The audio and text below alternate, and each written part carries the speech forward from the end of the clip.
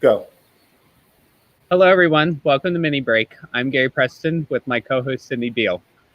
Our guest today is a graduate from Vassar College. He was part of the Vassar men's tennis team class of 2019, a three-time Liberty League All-American, All-Academic Team member, and a three-time recipient of the ITA Scholar Athlete Award winner. Ladies and gentlemen, Mr. Nicholas Lee.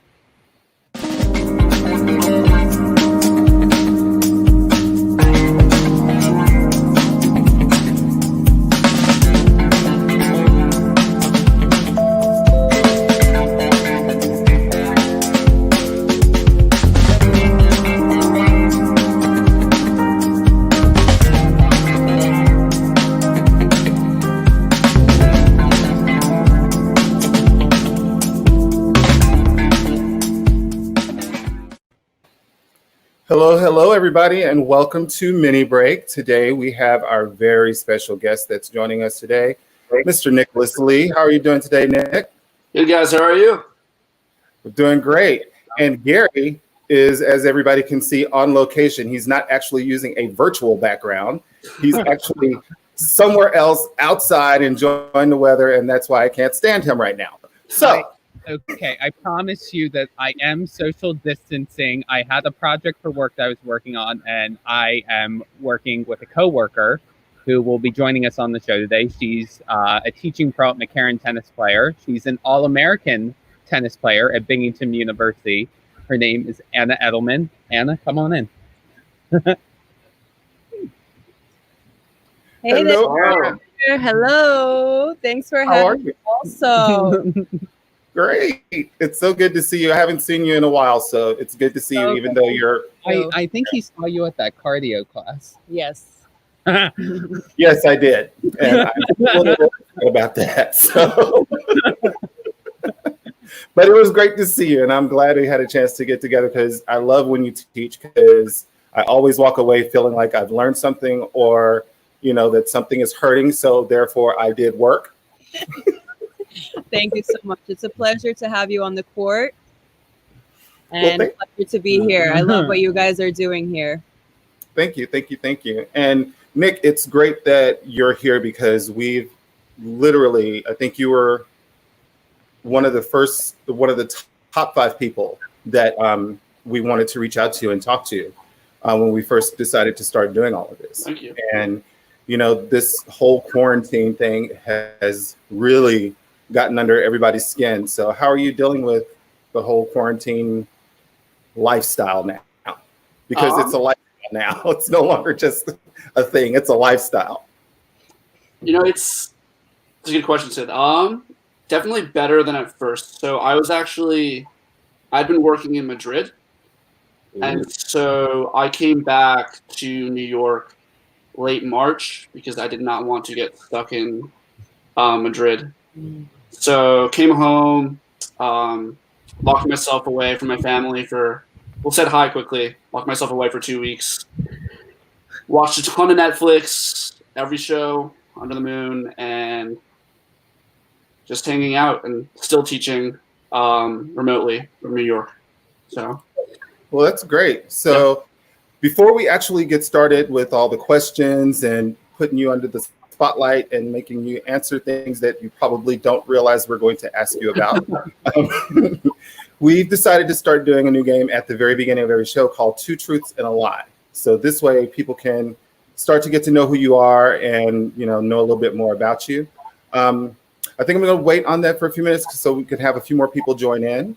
Cool. And once we get a few people in, then I'll start asking those questions, and that way we can kind of see exactly who you are, what kind of person you are. So Gary, I know that you talked to Nick a little bit beforehand, and you got to know him a little bit more. So why don't you go ahead and just start out with a few questions for him? Okay, so as we've talked about prior, just getting a little bit of a background on you. You came out during high school. What year was that, and how did that happen? What transpired? So I came out my junior year, beginning of my junior year, and it was first just to one friend, and what transpired. I kind of just reached a breaking point. I won't go into too many details, but was definitely not a good spot in my life. And so eventually I told one friend, and from there it just continued, like from one friend to a few friends, my parents, eventually my whole friend group, and it just kept growing from there. And I was lucky that I was getting generally very positive reactions from the people that I was coming out to. Now, did that in any way impact your athletic career? Coming out, or just like prior to, or during, or after, or I would say prior to, during, like in general, like during that time, because obviously that was a significant period for you. What, like, as you were, everything I feel changes for a lot of people when they do have that experience and they are liberated and feel they can move forward. What was going on with you, even with like your college decision making, things along that nature?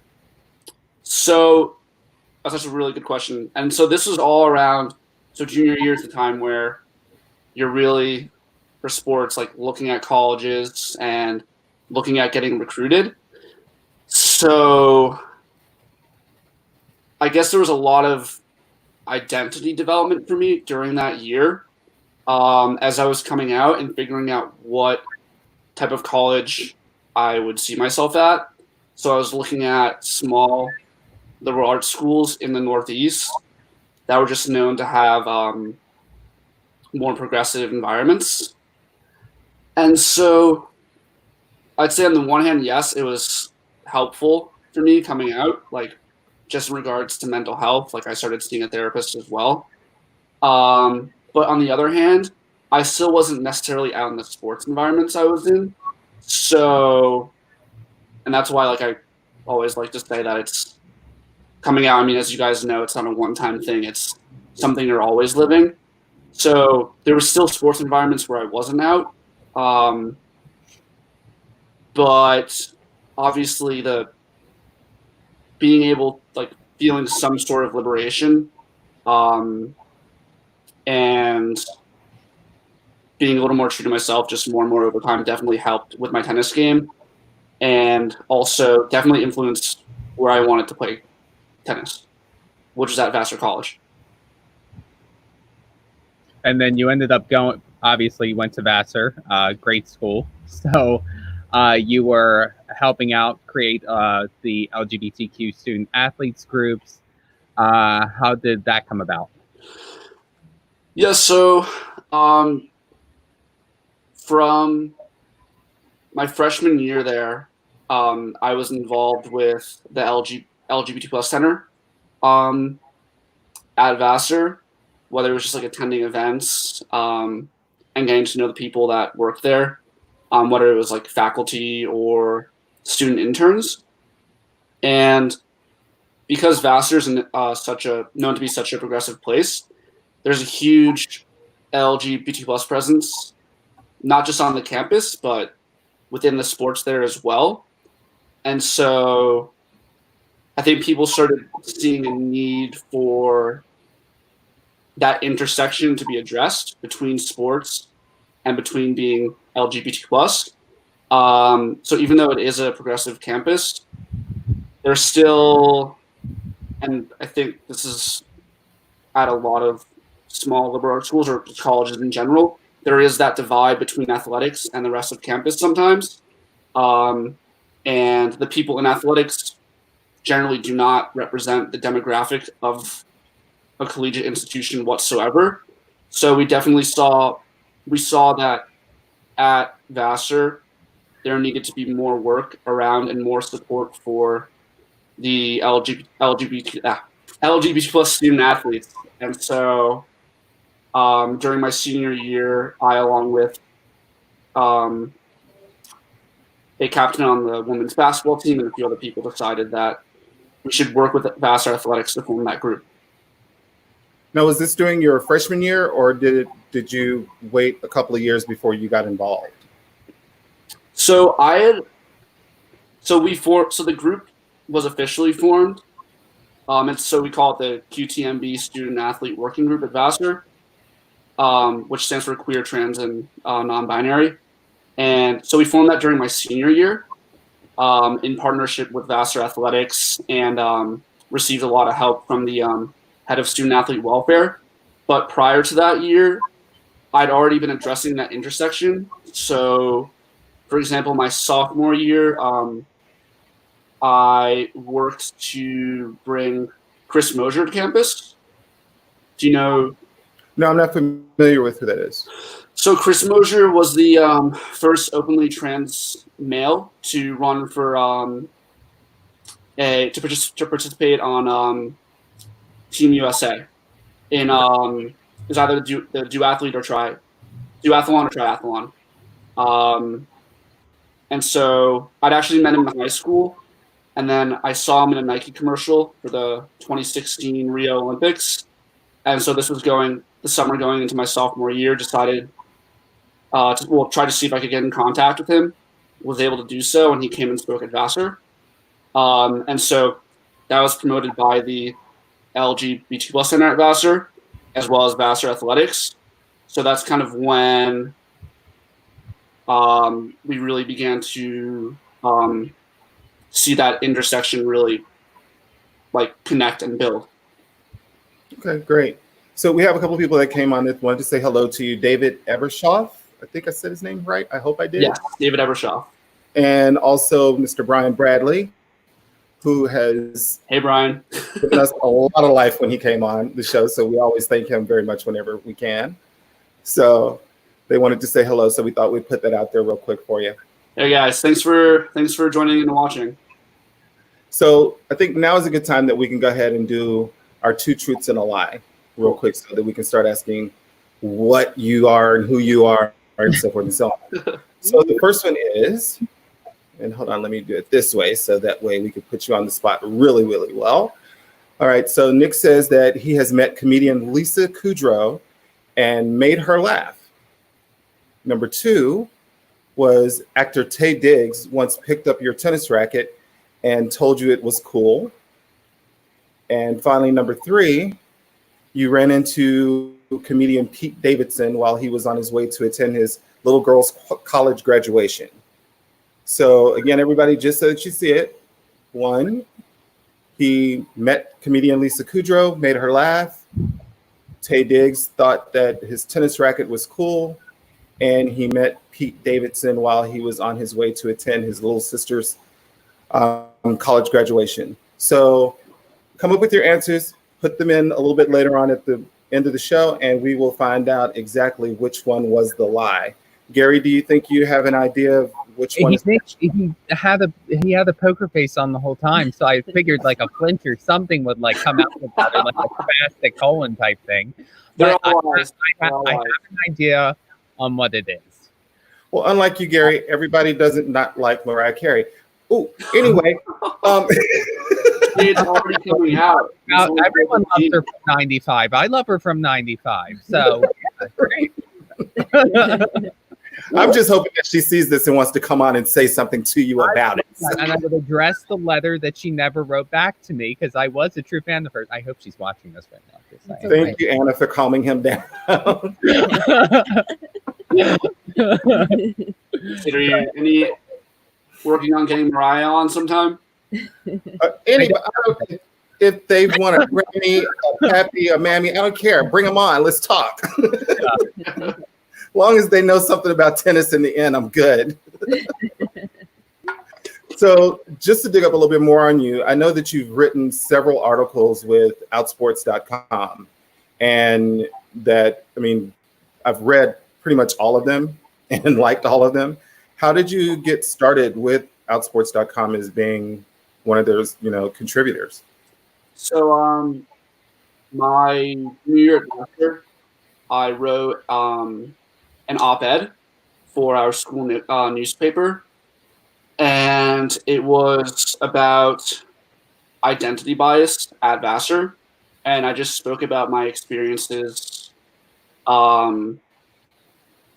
at Vassar being a gay athlete, and my experiences with both privilege, being like in with privilege, and then in environments where I have less privilege, like being gay in sports. And someone from Outsports, so Outsports had a his name's Eric, I forget his last name, had a section on college athletes specifically who were out, and he somehow came across this article I wrote for Vassar, reached out to me and said, do you want to do a story for us, whether it's like a coming out story or just share your journey with us? And I thought it was, I hadn't even heard of Outsports at that point, and I thought that it was awesome. So that's how I got started. Great, because I think it's important that we speak out even more so now than at any time in history. I think that it's a great thing that we're able to speak up now because people are able to see the changes and the developments that come along with doing so. But a question that I have for you is, whenever I've heard people use the term gay athlete or gay sport, do you want people to be able to look beyond that and see you just as an athlete and not just a gay athlete? I mean, I know how important it is to, share your identity and make sure that, you're comfortable and that other people are comfortable. But is it also just as important that people just look at you as an athlete and not just a gay athlete? That's a really good question. So I think that, honestly, I haven't had too much of a problem with the label gay athlete. I think that some of it's just recognizing while sometimes I don't want to be known for a label, so to speak, that it's a privilege. Being a gay man, out, is just generally throughout history is not a thing. Right. So just having the privilege to be out, be visible, and be accepted is something I'm so thankful for. So, it's something that I kind of want to own. Yes, there's obviously a lot more to me, but it's something that I'm totally happy with. Okay, cool. And I get that because it's, and as I just said, and you and I talked a little bit beforehand and, about the things that are going on today, especially in the Black community, because, there's just entirely too much going on that people don't know how to speak about it and speak about it in a way that they feel like they're not going to offend someone and, not equating them. But I can understand how being an athlete and then being gay on top of that and going into an environment where you're not sure how people are going to receive that, how that could make people a little timid about being able to come out. But it sounds like Vassar was an open place for you to be able to do that. For sure. It's interesting because so when I came to Vassar, there had been the captain of the team. One of the captains was openly gay. He actually quit the team his senior year because he was just really busy with academics. And so this was my freshman year. And so before I came out to the team, there were still microaggressions, just words being thrown around that were homophobic. And so I just came out right away because I was this is Vassar College. There's no way that I'm going to be silenced for my identity of here of all places. And so I thought to myself, how could I be at a place like Vassar where there was an openly gay captain and I'm still hearing this language? And that just has to do with, a lot of that's just heteronormativity and hypermasculinity within men's athletics, that because I don't fit a stereotypical mold of what it is to be a gay man, that people just assumed I was straight immediately. That's what generally happens. And since they assumed I was straight, people thought it was okay to use certain language around me. Right. And so it's almost like, I actually wrote about this in one of my pieces, being like straight passing, it almost like gives me a look into like the inside world sometimes of like heterosexual males and like how they act behind the scenes when they think no one's watching.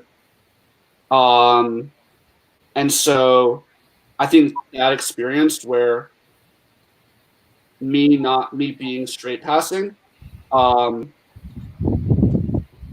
is like it's an experience that's unique and something that I can really speak about, and hope that like those experiences really demonstrate to people that it's not just about what you do when someone comes out, it's about how you act all the time, and recognizing that you really know who's around you and like what those person's experiences are, and that you just have to continuously be aware and make sure that you're being as open and as inclusive as possible. Right. Okay. Because I read your article on your, the sexual orientation, gender identity, and the allyship within, professional tennis and all of that.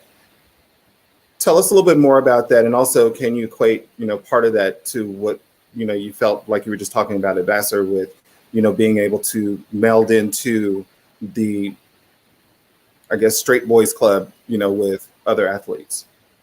You're for is this a because you did it on outsports.com. You wrote an article on there about sexual orientation, gender identity, and allyship. Yeah, is that the one? But I think that one was more along the lines of professional tennis. Was the one with Noah Rubin, or? Yeah, because I think you did. Yeah, you did that one with Noah Rubin as well. Yeah, okay. Yeah, because that's the one. I think when we interviewed Noah, there was a quote in there that Noah had that I loved, and I referred to it at that point, and you reminded me that you were the one that did that, so which I loved. So yeah. Sorry, wait. So what's the question again? So, with that article and everything, tell us a little bit about the article, how it came about. First of all, for sure. Interview with Noah, and did any of that, come from, some of the questions that you asked and how it developed? Did it come from your experiences at Vassar as well, going into that? So I don't know if Noah remembers. He probably doesn't. I hit with Noah when I was like 12. And my coach, so it was an inter sport time event for the club sport time. So I was playing for, I played at Sport Time Amerenik in Westchester, New York, and he was playing in Long Island. And so I remember before I went on the court with him, one of the coaches said to me, remember to get this guy's autograph, and remember this guy's name because he's going to be a pro one day. And so I still hadn't seen him hit yet. But then once we went on the court, I soon learned what my coach was referring to. I thought that I was good at tennis. I was absolutely mesmerized and didn't really know what was happening. We were playing doubles together. It was like a short doubles exhibition match. And I had never seen that pace before. So fast forward, I saw that he was doing this work for Behind the Racket, and actually David Ebershoff, who's on here, thank you, recommended to me that I reach out to Noah for Behind the Racket to share my story. Did that, so then I established a connection with Noah. I think he was more on my radar than I was on his radar. And so after being on Behind the Racket, I just saw that just with his platform, he was just building such an incredible space for professional tennis players and people in tennis in general to share their stories, whether it was related to sexual orientation, gender identity, mental health, or any other struggle.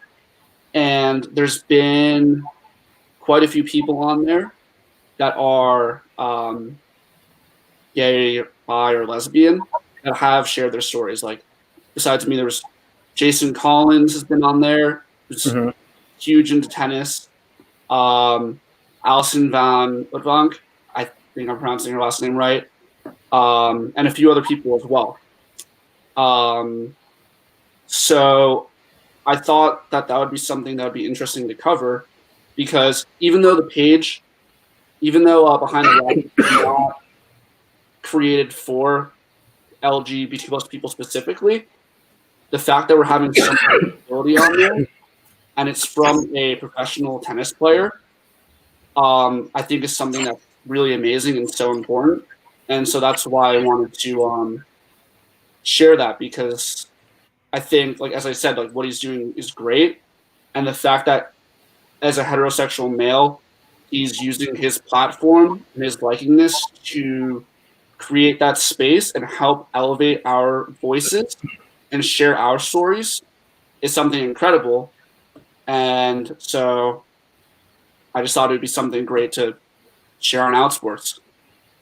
That's wonderful, because I think we do need to have more professional athletes step up and be able to share their experiences, their stories. I'm not saying that, if they're not comfortable coming out, they don't have to, but just to be able to share their stories and share that they are willing to be an ally to the community is great. So speaking of David, he had a question for you. And he's saying, who were your heroes when you were growing up and coming out? Ooh, good question. So for coming out, honestly, so I didn't really have any LGBT plus figures in my life prior to coming out, because it was just something that I was so not familiar with. But once I did begin to come out, so Chris Mosier, who I mentioned before, was someone that was extremely inspirational to me, because, as I said, I was able to meet him in high school at this event called Pride Works, where I went with the outdated name GSA, Gay Straight Alliance, of my high school, to an event that it was an event in my county where there was a bunch of workshops for high schoolers, and I went to one called, it was like LGBT plus and sports, and so Chris was there and was speaking about his transition and trying to compete as a competitive and professional runner as a transgender man, and all the obstacles he had to face, and just the amount his body was being policed, and just the questions he was getting as a trans man. And now that it was in the public eye, and just all the things he had to go through, where it's, I mean, not surprising, but extremely like sad and crazy to me. And yet he's continued to persevere, and he has fought to change trans policy for inclusion at all levels, including at the Olympic level, the International Olympic Committee. And so when I first met him, he was saying that one of his goals was to compete, what his goals were, which were to compete on Team USA, things like that. And then all of a sudden, years down the road, not years down the road, I'm talking like I'm 23. So that was like I saw my sophomore and junior year in high school 2 years in a row. So that's like 2013, 2014, 2016 Rio Olympics while I'm in college. All of a sudden, I see Chris Mosier in a commercial for Nike, a Just Do It campaign. And I mean, I hadn't even and I'm like, I know this guy, I met this guy, and now he's on Team USA. Like, he's done all the things that he said he wanted to achieve. And now, I mean, he's in a Nike commercial during the Olympics. So, I mean, that's just someone that I just look up to and continue to look up to, and just the work he does around visibility is absolutely incredible. Great. And that was we have another question that came. That was just the one. Yeah. There are more, but that was one. So Johnny came on and said, so proud of you. What are your dreams for the future? Thanks, Johnny. So I've spoken to Gary a bit about what I'm interested in doing because our interests overlap significantly.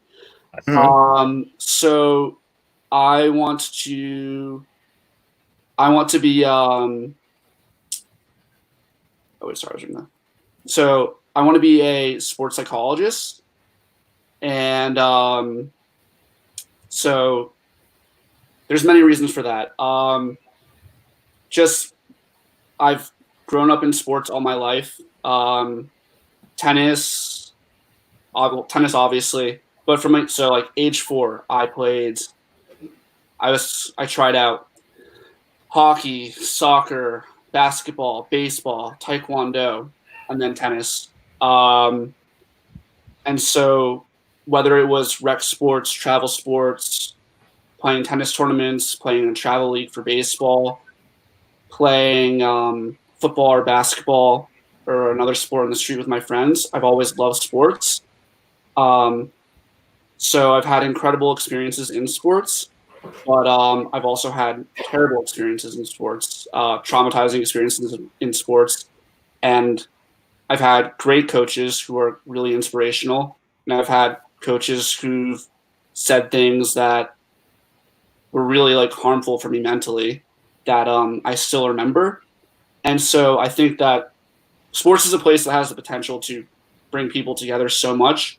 And sports are something that are pretty universally loved. So if there's a way I can continue to be in sports and work in sports to help create better sporting environments that are more accepting, nurturing,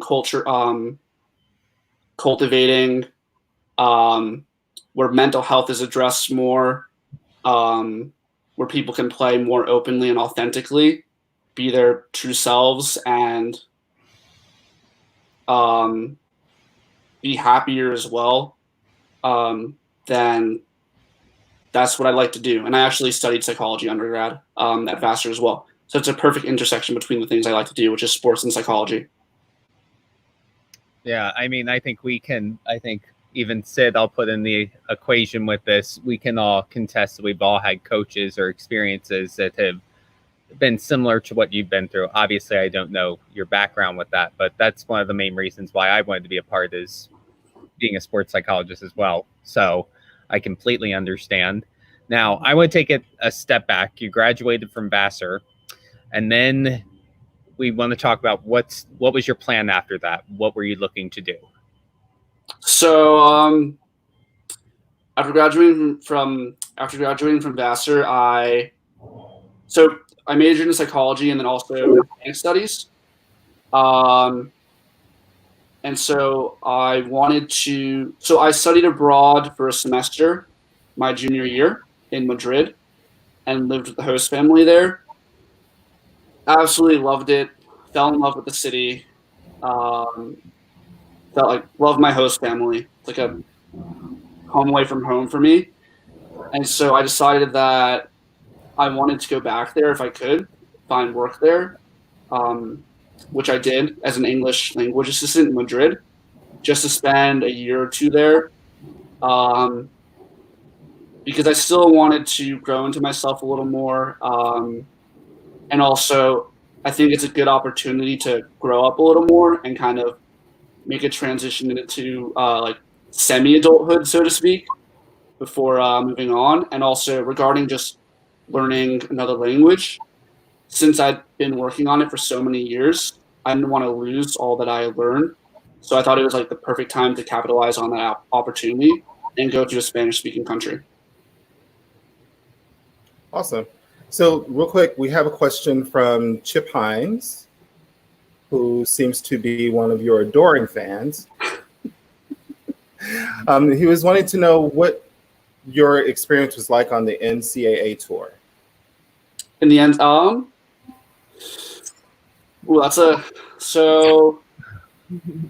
at least with my team, I generally had very good experiences, especially after coming out. A lot of my best friends from college are from the tennis team. And I mean, it was just great, just like being able to play tennis in season 6 days a week in college with like a group of guys that like I got to know and love was absolutely incredible. Also, I'm not going to say it's tough playing. Like, I'm sure you both know as well that you, Gary and Anna, that it's playing a college sport and trying to balance that with your academics is not an easy task, especially for a sport like tennis, because it's an individual sport. And I, for one, can take things very personally. And for an individual sport, I think we tend to tie our tennis to our identity so much that like a bad practice match during or bad like exhibition match during one practice can like would influence me mentally on some days. And some days like I've had classes and tests, and then you go to practice and you're tired, and then you got to play a match. For me, a lot of times it was for a spot in the lineup for that weekend. And so just expecting the best was really hard to do. And then not playing well, and then having to go do homework and study after that. So you really have to it's really tough. And it can be really exhausting. So also another reason I want to go into sports psychology, because I think in a sport like tennis, there's a huge need for it, because I think that mental health in tennis is something that is not discussed enough and needs to be addressed, because I've seen so many people struggling with it, and it's just something that tennis players don't really deal with because it's an individual sport. I think a lot of us are very individualistic, and we kind of learn to internalize things and just deal with things on our own instead of having healthy outlets for them. So how would you deal with the challenges of, depression and all of that stuff that comes with pretty much any sport? But tennis, of course, being more that it is an individual sport. How would you deal with those challenges that come, with dealing with the depression on top of dealing with schoolwork or just work, period? Because some students not only have their schoolwork, but they have a job, and then they have sports that they're playing, and then they have to deal with teachers and then parents. And so how do how would you approach that to let someone know how to deal with some of those challenges? That's a really great question. So what I'm going to say is probably easier said than done, and it was like a process. It's like a long process, and it's something I still continue to work on. And I think I can say this more maybe for Division III athletes because your playing is not necessarily tied to just student athletes in general. Like, you're a student first, and so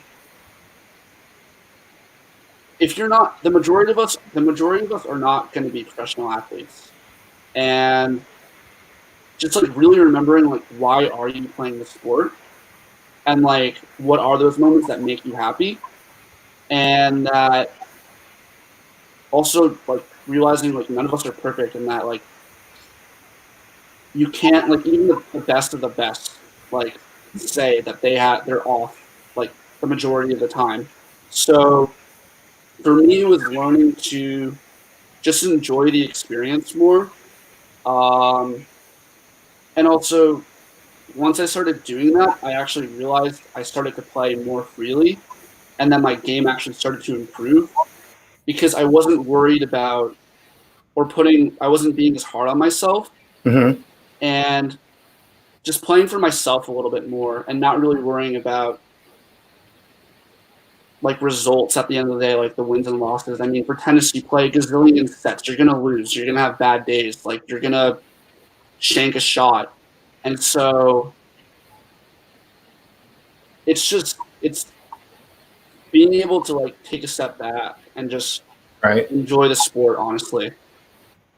So do the schools generally, most colleges I know, if they have top-notch sports programs, they generally do have sports psychologists, but do they tend to help any with the students that are playing? And, if not, what are some of the things that they can do to make those things better for students that are playing, for those athletes that are playing.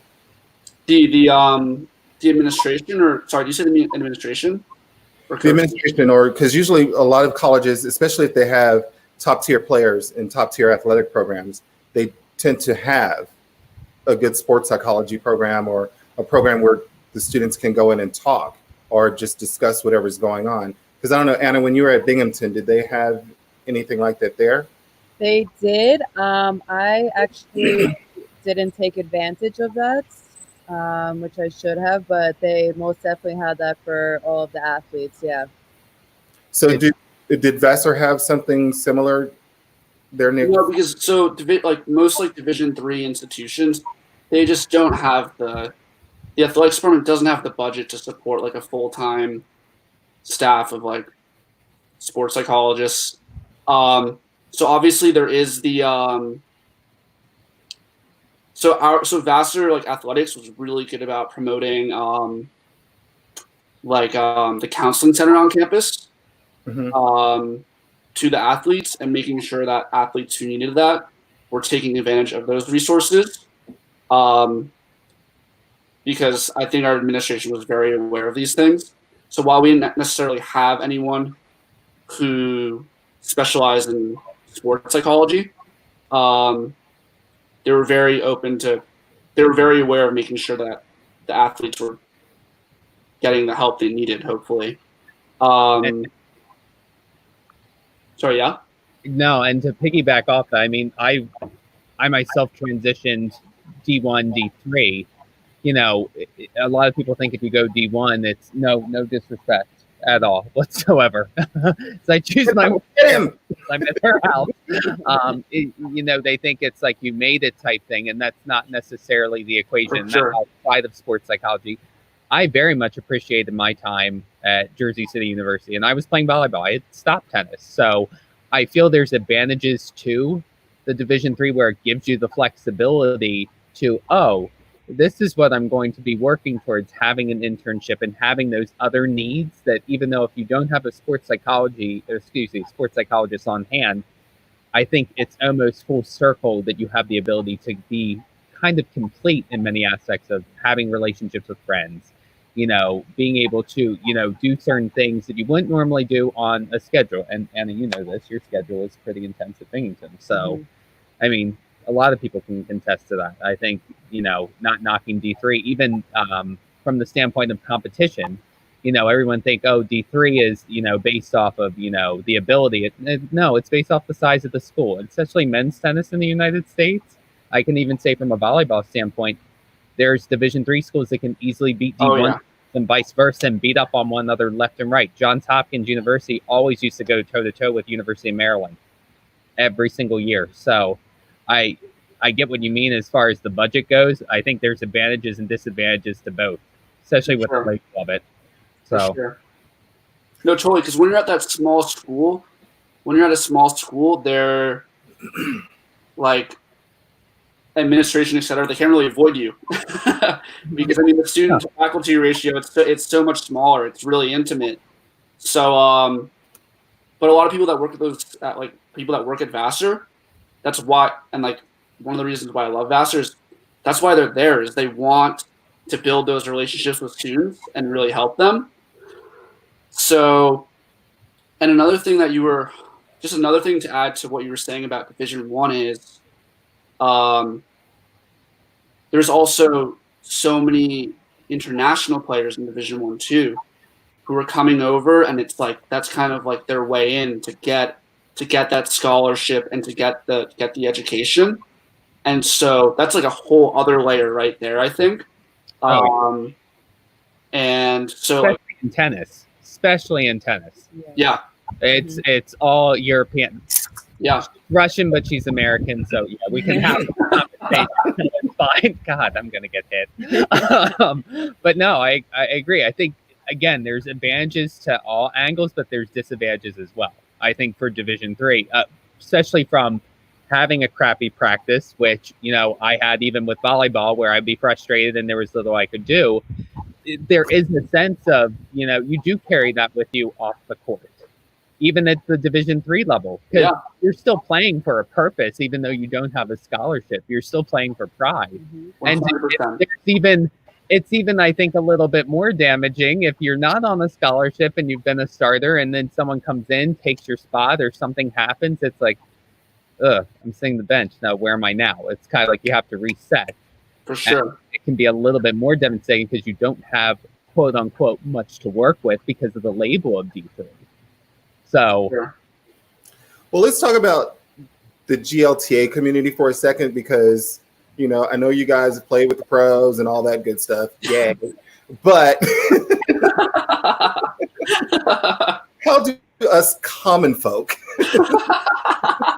oh my God, how do we fit into all of that? Because I know, like, you know, several guys in GLTA, you know, when I play, and I've mentioned this before, when I go on the court, especially when I'm getting ready to go play singles, yeah, I mean, I go on because, you know, especially if I'm going to a tournament, if I'm going to be playing singles, I'm going to be playing doubles, I might as well just pay for the whole thing. But for singles, I get so into my head. And there's not been anybody that you can talk to about that, you know, to say, you know, what do I do? How can I? Because you're around your friends mostly, and they're just like, well, girl, just get out your head. Okay. Out my head. You know? Said and done. Yeah, but we've heard the same stuff, and this is the funny thing. No matter what, like across the board, regardless of if you're, you know, an all, you know, Hall of Famer or D3 or whatever, we've all been through the same thing. We've had coaches that have said, "Get out of your head," and we've experienced the same thing you guys have. Nick, right? But I think it's a little bit different when you're not, you know, when you haven't been trained per se, because, like, you know, the first time, you know, anybody told me, and I know he's watching and he will probably say something to me later on, but you know, has always told me, move your feet. Well, the first time he said that, I was like, okay, I just ran for the ball. What my feet do? Do I need to take my shoes off and throw them at the ball? I mean, oh my gosh, you know, turn your body. Well, of course I'm turning my body, but, you know, I may have been playing T-Rex tennis at that time, but still, you know, so it's those kind of things that I think, especially like club level players, that, you know, when you have tennis pros that come on, and some of them, excluding the beautiful ones that are on screen right now, you know, some of them have come up and just said, you need to do this, and this, and they don't take the time to really learn what your tennis history is. So, you know, you're still stuck in, you know, that space between like, okay, I've heard these terms before. Thank you, Matt. I've heard these terms before, but, you know, I still don't know what they mean. So, for instance, with me, when I trained with Anna, when she was at Roosevelt Island, one of the first things that she told me, she saw me serving, and she literally came up behind me and said, I don't know what you think you're doing, but you're not doing it. Well, first off, I have to comment on it. You were saying you weren't moving your feet. Now, does that equate to her as well? Because she does the same thing and can get every ball back perfectly, which frustrates the hell out of me. So, just saying, you're not moving your feet. Were you taking her during that time? It's something to correlate. You see, me not moving my feet and Anna not moving her feet, that's the equivalent of me being in cement and Anna just being on the court by herself, doing what she's doing. I literally, and I got it later on, you know, when people say you're not moving your feet, because I was just like, I don't know what you're talking about, but I would literally just stand there and wait for the ball to come to me and then decide, oh, here it comes. Let me move to go hit it now. And by then it was too late. Mm-hmm. So, but, you know, I think, you know, with some teaching pros, like with Gary, with Anna, with Jason Spears, who I absolutely loved. Yes. You know, they mix in a little bit of the fun with the teaching. So when Anna came up to me and said that, I kind of looked at her like, I don't know what you're talking about, because right now you're speaking a language I've never heard. And she's like, you're not tossing the ball high enough, and you're not doing this, you're not doing that. And I was just like, that's a whole lot of stuff. By chance, was it in Russian or was it English? That was going to be my question. But I mean, but the way that she approached it, it was great, you know, and because after that, my serve did become better. And then after, dealing with Gary and after dealing with Jason, my serve did become better. But it's just, the coming into it for those of us that don't have that, that pro teaching us all the time or anything. So as far as, the GLTA players, like I said, I've seen pretty much every kind of serve that you can imagine. And some of them have stumped me how they actually got over the net. But I think it would be great if we did have, just a forum to where some, the club level players can, just reach out and say, hey, I'm having a problem with this.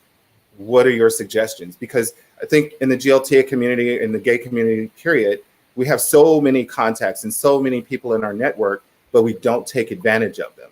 Sure. So how do you think, Nick, this question is mainly for you, how do you think that we can get more people involved with the things that they specialize in, such as sports psychology?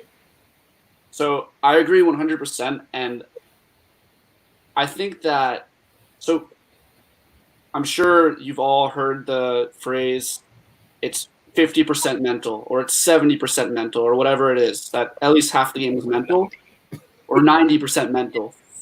And yet there's, for some reason, that side of the game is just not institutionalized, or is barely institutionalized in any capacity.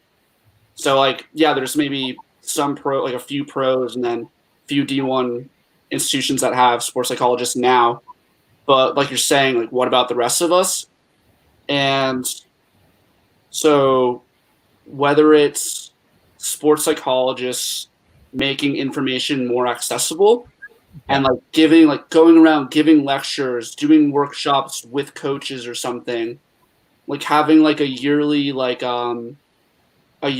workshop that coaches in the USCA certified coaches need to do or something, about how to work with your players in regards to their mental game, things like that. Just small things like that, I think, could go a long way, where coaches learn, this is important and this is something I should be integrating with my players. So whether it's with the GLTA or just at any tennis club across the nation, that if you make this information accessible, we know it's important, so we should start using it. Well, I think what I'm going to end up doing is I'm going to put a special line in for mini breaks, so that way people can start asking those questions and we can filter them through you guys. And this way we can get some of those questions answered. Yeah, and Sydney, and Nick knows this as well. To piggyback off of the sports psychology aspect, this is where I can say within the coaching community, it can become very stubborn, in the sense of a lot of coaches still don't believe in sports psychology. Surprisingly enough, you have a handful. Has it picked up? Is it gaining more accessibility and acceptance? Yes, but you still have coaches that are like, nope, don't believe in it. So therefore, they feel there's no purpose for it. So what are they gaining from that aspect? Right. It's see ball, hit ball. So you can find the challenging, at least from my perspective, when I've worked with athletes, it can be very detrimental, because there are teams that need it, there are individuals that need it, but their coach might not want them to have it. And there's a lot of influence within whoever your director is or whoever your ambassador is for your organization, if that's accessible or what they classify as a need. But I think they need it. I need it. So I think everyone needs it. Everyone needs it, for sure. I think everyone needs it, for sure. I mean, beauticians go to beauticians. So then you and you, I will reach out to both of you, whichever way my fingers are pointing right now. Yeah. So Brian Bradley had a question for you real quick, Nick. He wanted to know, what was your first GLTA event? Sis, I'm sorry, I needed to put Brian on there because, I think Brian knows the answer to that one, because I've played in one event with Brian. So thanks, Brian. So I'll give a shout out. So thanks, Brian, for telling me about the GLTA, because so as Brian was on the show, that was last week. Yeah, last week. He started playing in the tournaments over the summer. So last summer, and we were actually. So I was coaching over the summer. Brian was my boss, and at the same club in New Rochelle, and he told me that he started playing in these tournaments for the GLTA, and kind of like my reaction to Outsports, I was like, how have I not heard of this? So, or I think I had heard of it. I just didn't realize there was these tournaments literally all over the world. And so he connected me with the GLTA and played. So I played in my first and only event so far, which was the Atlantic Cup, which you were also at, Sid. Yes. And it was, that was honestly one of the best weekends of my life. I'm not gonna lie. For just the connections. So I don't know what the other tournaments are like. I know that the Atlantic Cup is special because it's a very team format based event. Right. And New York was repping a lot of pride.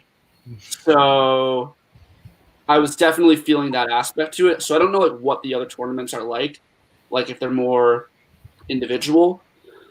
But it was incredible because it was, and also the coach of the team, Chris Kroner, was he was always encouraging us to go watch as many matches as possible. And so I got lucky, and I was playing generally matches late morning, early afternoon, versus other people had morning matches. Yes. And so I would stretch, have my food, warm up, and I just walk around watching all the matches, whether it's so there's the Open, A, B, C, D, and just we were at the Harvard courts, 20 gazillion courts. I'm walking around, eating my food, cheering people on. Honestly, didn't even really know who was on my team. I was trying to figure that out because there were so many of us. Right. And I loved that aspect of it, that it didn't really matter what level you were. It was the points were all the same, and you were playing together as a team. Just like in your college lineup, it doesn't matter what spot you are in the lineup, the points still count the same. And so I'm just all for environments like that where it's not just, the focus isn't just on the players playing in Open. It's no, this is about everyone. And right. I think that's so important in a sport like tennis, which is so niche and just demographically is obviously it's very homogeneous. It's a very homogeneous sport. I mean, it's a country club white sport historically. And so being at the GLTA tournament and seeing people at different levels, and also honestly, I think race and ethnicity wise, that was the most diverse environment I've been in tennis in my entire life, because usually it's just very white environments. And not that it wasn't, but it was just more diverse than I'd seen, and I'd like to see more of that. And so, since as I said, tennis is very niche and has the, is not always as accessible. Right. That's why I like seeing no matter your level, no matter your experience, no matter whether you're someone who's, I don't know, been taking privates or playing in a clinic, you love the game, and this is a place for you to come play. Right. And I think with GLTA, because one of the guys, just mentioned how that GLTA is, a little bit poorly advertised. And, to a certain degree it still is. But, that being said, it's also, once you find out about it, you kind of get hooked into it, and you end up going to all of these different tournaments, because some of the tournaments I've been to have been amazing. You go in and you see all these people from all over the place, and being a person of color, when I first started playing in the GLTA leagues, you really did not see that many people of color playing. And in your head, you're thinking, there has to be more than just me out here playing this game. And then, when I first went to DC, that was the first time that I actually saw more Latino and more Black players out there on the court doing their thing and killing it. Yeah. So it made me feel more comfortable about going to some of the other tournaments. And like you, when I first started, I didn't know anything about GLTA. I just, I knew about my local organization, which was NTG, and I started playing there. But after the Liberty Open, which was the first GLTA tournament that I played in, I still didn't know about GLTA at that point.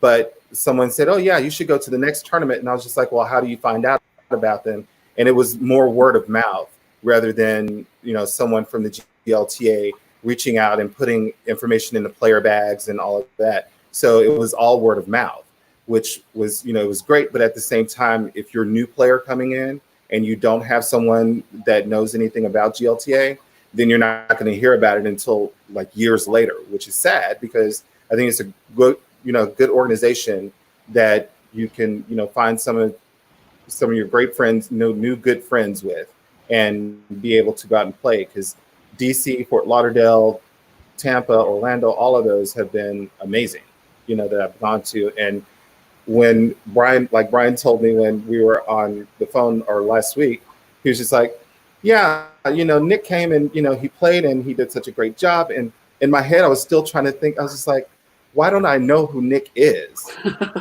And I literally started going through archives of all my old photos. And I was just like, oh, that's him. Because I started looking for photos of you to put up. And I was just like, all I have is Vassar stuff. I literally started going through all of my other stuff. And I was just like, okay, so that's him. And I didn't really get too many good shots of you because I was all over the place.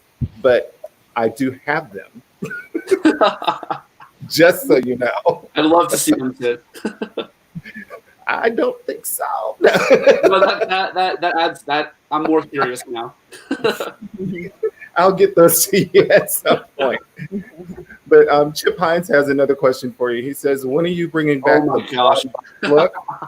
Can we talk about that for just a hot second? I cannot imagine you with blonde hair. Okay. I totally forgot about that. So thank you for reminding me, Chip.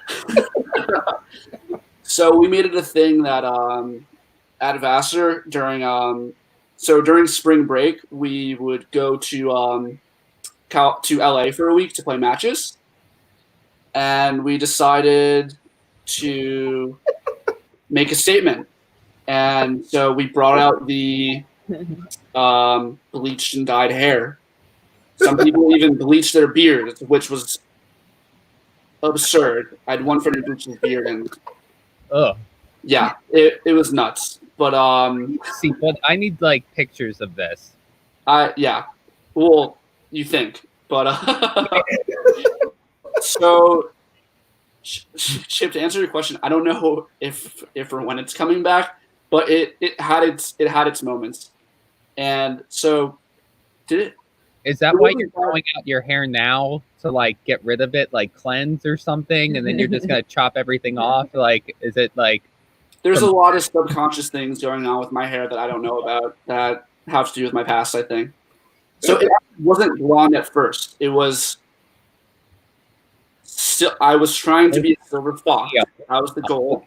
Green, like something like that. Like 1 year, it was burgundy because that's our color. Okay, I can live with that. Nice.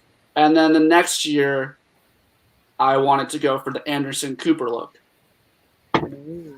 So, and as it washed out, it just became like blondish, and yeah, I mean, it worked honestly for a little bit. I think the color was not my intention whatsoever, but when I was back at Vassar, it's Vassar, so it's like it doesn't stick out. It's like I looked more normal, if anything, with my hair bleach. Vassar, I think. So now that you've had your first GLTA experience, and it sounds like it went absolutely wonderful for you, Are you planning on doing any more GLTA events? For sure, 100%. I was upset that I didn't get to play in like the Liberty Open and some of the other ones. I was like, oh, I wish I found out earlier. Yeah, I mean, when things, Things open up. when things open, exactly. I would love to. And if I'm back, Brian is always looking for a doubles partner, so I'm sure you will be on his list. Sydney, who's looking for a doubles partner? Brian and Gary. No, I got one. you got No disrespect to you, Nicholas. We'll play, no, but no worries. I have to go with my ride or die right now. So, because she'll bail me out a majority of the time without moving her feet. And dagging. It's always good to have a doubles partner that bails you out. That's like Brian and just some of the shots he hits just doesn't make sense. I see the ball, like it's a winner that goes past, and I turn around and see where he is on the court. He's not on the court, he's on the next court. Yeah. But then he's still hit a winner in between both the people on the other team. And it's like, all right, so I mean that's one way to finish the point. Yeah. Not traditional doubles. Yeah, not at all. I saw Brian do that one time where he literally was at the baseline and I heard him strike the ball. And by the time I looked up, I looked from the point where I knew he hit the ball and I couldn't find him. And he was literally like on the other side of the court in back of his part. And I was like, just how the hell did you do that? And I mean, he's awesome. I love watching Brian play. It's always a fun time. So the only thing with Brian in doubles, I'm sorry, Brian, not to throw you any shade or anything, but his serve. So when we were playing in that, when we were playing in the Atlantic Cup, I don't know if you know Tommy Meyer. Yeah. Meyer. So really tall, hits the ball pretty hard and takes it early well. And then Brian is a very strong tennis player. I'll start with that. Very strong game. His serve, I had to. We were playing to the point. He can't touch you. Don't worry. Get to the point. He can't do anything to you right now. Go for it. I know, but he'll text me or something. I don't know. He scares me a little bit. He texts you. Ooh. I know. No, You know where I live. Brian's Instagram feeds lately. We were playing 2-back on his serve. So, not that big a deal. But, I mean, not really something you see in doubles. Hi, Reese. My OG doubles partner, Reese Scott, is on. And I always love when he comes on, or when she comes on, because I never get a chance to actually talk to her that much anymore. So, hi, Reese. I'm glad you're here. Hope you're feeling well. Hi, Reese. So before we wrap up, I do have one other question for you that I thought about earlier. And I wanted to know, what are you still learning about yourself that still surprises you that you're learning? Ooh. That's a loaded question. Bang, bang. What am I still learning about myself? A lot of things.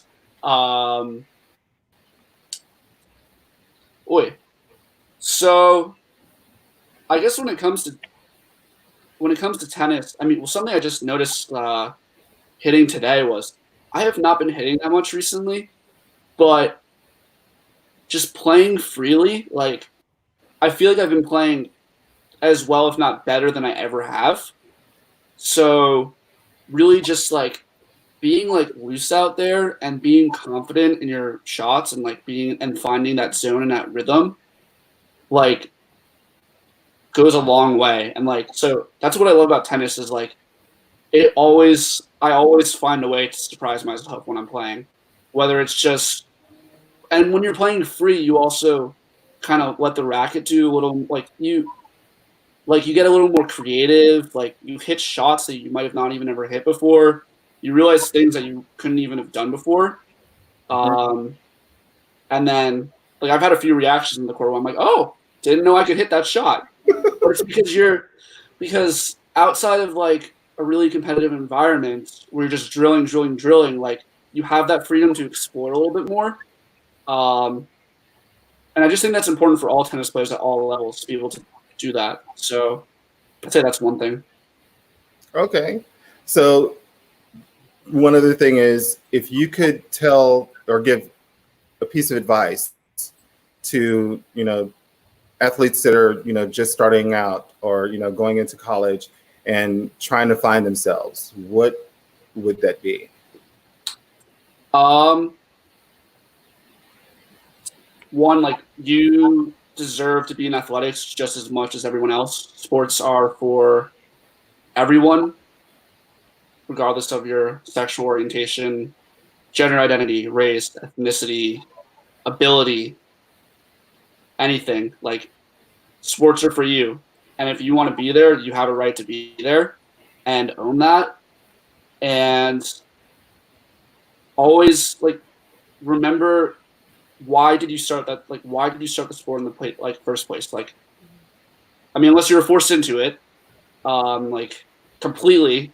And that never happens, but yeah. But if it's something that you have a passion for, then remember that that's like what you're. I mean, unless you're trying to go pro and make a living off of it, like, you're there, like, you're doing it for you, and so just remember that and try to love every single moment of it, because I think sports are such an amazing thing, and you can find so many amazing people in sports to connect with who will share that same passion for you, that you can share great moments with on and off the court or field or whatever surface you're playing on, depending on the sport. So Well, that's wonderful advice. And I would suggest to anybody watching to make sure that you go to outsports.com and look up Nick's story and just read about, everything that he was talking about today, and, how he used all of that to become the person that he is and that he's still becoming,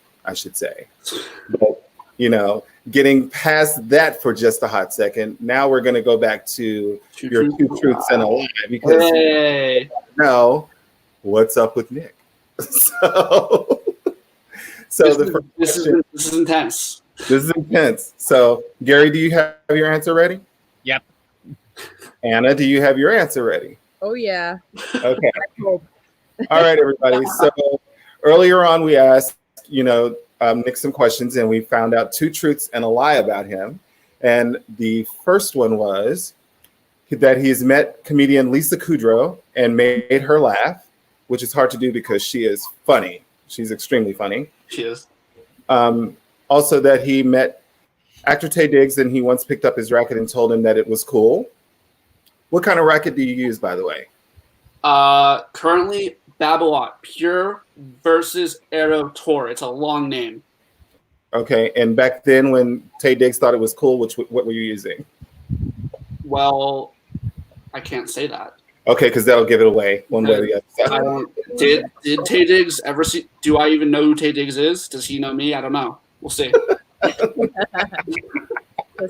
then the third one was he ran into comedian Pete Davidson while he was on his way to attend his little sister's college graduation.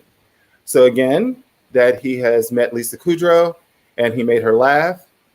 Taye Diggs picked up one of his rackets and told him it was cool, or that he met Pete Davidson while he was on his way to attend his little sister's graduation. So, Gary, I'll start with you. Which one do you think it was? I think we should give the first one to Anna, and then I'll go last. Go ahead. Joanna. Okay, so at first, in the beginning of the show, I thought in my mind number 2, but now I'm changing my answer to number 3 because I'm thinking, like, how could he have known that he was going to his sister's graduation? Like, it's like, so I'm going with number 3. Okay, Gary? I'm definitely going with number 2. I have a gut feeling it's number 2. Okay. So anyone else there, give us your answers. What do you think? 1, 2, or 3? And if I win, you owe me dinner. And I'm going to go with Anna. And we're both going to do number 3. So let's see here. Can I abstain from the vote? You abstain because you know the truth. Or the lie. You know the lie. So I hope I do. So Brian seems to think that the lie is number 2. So you and Gary are together on that. Come on, tell us what you think. And real quick, Gustavo, who is a wonderful friend of the show and we just absolutely adore him. Says that he loves Phoebe Buffet. He is amazing. Princess Consuela Banana Hammock. I love it. Beautiful. Okay, so Chip Hines seems to think that number 2 is the lie about Taye Diggs. Why is that? Why do people? So what we're gonna do? We're gonna go ahead and show the answer real quick. Are we ready? Gary, give me a drum roll. Give me something. Can't. Thank you. There you go. It is number 3. That Anna, you got it. It was Now, have you met Pete Davidson at all? too specific. Anna, you got it, but your reasoning wasn't correct though. Oh. Ooh. So do I get half a point, like 0.5? No, you do not. Go away. Go ahead. Tell us why. Tell us why. He's back. 10. So 9.5 from Russia. coincidentally, Davidson's little sister went to Marist, which is also in Poughkeepsie. It's 10 minutes. Like I have friends who went there. It's 10 minutes from Vassar, Oh. and their graduation weekend was the same as mine. And so the reason I came up with this one was my little sister and my dad ran into Pete Davidson at like a Holiday Inn in Poughkeepsie in the elevator. And my sister was like, said to my dad, "Was that Pete Davidson?" And then I don't think my dad knows who Pete Davidson is. And like found out, oh yeah, it was, because she looked up and like saw his little sister was graduating from Marist College. That is so awesome. I love that. I love hearing celebrity stories, when people meet other people. Because when you, especially living in New York, you walk down the street and you'll pass somebody and like 3 seconds later, you're like, wait a minute, that was so-and-so. Because you're not used to seeing them, out in the public with normal people looking normal. So, yay. That was good. So everybody, thank you so much for joining us today with our special guest, Nick Lee. We really enjoyed having you on, Nick. And earlier you and I discussed something, and I wanted to bring it up right now because I know it's literally at the forefront of everyone's mind, because you can't go on to any social media site, turn on your TV and watch the news or anything without seeing all of the things that are going on right now, especially in the Black community. There have been several people, several of my friends even, that have written op-ed pieces, discussing how they feel about it, or, like people like Brian Bradley, who literally got on to his Instagram page and did a video, which I appreciated, and listened to the entire thing that he said. There are so many people out right now that are just not feeling well. They're not, feeling like anyone cares. They're not feeling like anyone is giving a damn about what's going on in the Black community. And I even wrote a piece myself called "I'm Angry," and I'm going to share that online soon so that people can read it, because it's very seldom that I get into my feelings about things that are going on. But when it's something like this, and it's so important that people understand that you can't just get on the bandwagon when something starts out and then just get off when you're ready to, because those issues are still going to be out there. They're still going to be at the forefront of everyone's mind. And I think right now, especially in the Black community, if you ask anybody how they feel, it's going to be, I'm tired, I'm angry, I'm frustrated, because no matter what, we still just don't feel like we're being heard. And I always have to thank my friends that are standing up and, using their voices to make sure that people know that it's not just about someone's white privilege or, anything like that. It's about standing up for human beings and human rights, and making sure that everyone has all of those rights, no matter who they are. But in the Black community, it's been so tough because of the fact that, people are dying, and it doesn't seem like anyone cares until, they can visually see it. They can hear about it, but when they visually see it, that's when they decide to start caring about it. And then even then, some people don't care about it. I've had other friends that have talked to family members and, had to listen to how their family members, take issue with what's going on and seeing a different side of their family members now, and trying to figure out how do they still stand up and be an ally and also still stick with their family, because that's, where they came up with. So, if I can say anything at all, it would be stand up, go out and make sure that you talk to people and find out what's going on and how you can actually make change, and not just talk about making change, because talking about it doesn't seem to work. There has to be some action somewhere to where we can get things taken care of and get things done. So that's my little soapbox for right now. I won't go into a lot of other stuff, but like I said, I'll put my op-ed piece back online so that everybody can read it if you'd like to. If you want to comment, that's fine. I will, no matter what your comments are, I will respond to them. I won't go in on you if that's what you're thinking, but I will make sure that I respond and make sure that I put my piece out there at least. So that's all I have to say about that. Thanks, Sid. Thank you again, Nick, for coming on. Next week, we are going to have, if I'm not mistaken, Mr. Eduardo Arzaga, and we will be talking to him on Wednesday. Is that correct, Gary? Yes, at 7 p.m. 7 p.m. on Wednesday, Eastern Time. So we hope you all will come and join in and see what Eduardo has to talk about. And we will see you again next week. And again, thanks again, Nick. We will talk to you soon. Thanks, guys, so much for having me on. Oh, and thank you, Anna. Thank you for coming on. Yeah, thanks, Anna. Great to meet you. Thank you guys. And like Gary said, Anna will be on soon. So she thought she might have gotten away with it, but no, no, you didn't. So thanks again, everybody, and have a great rest of your weekend.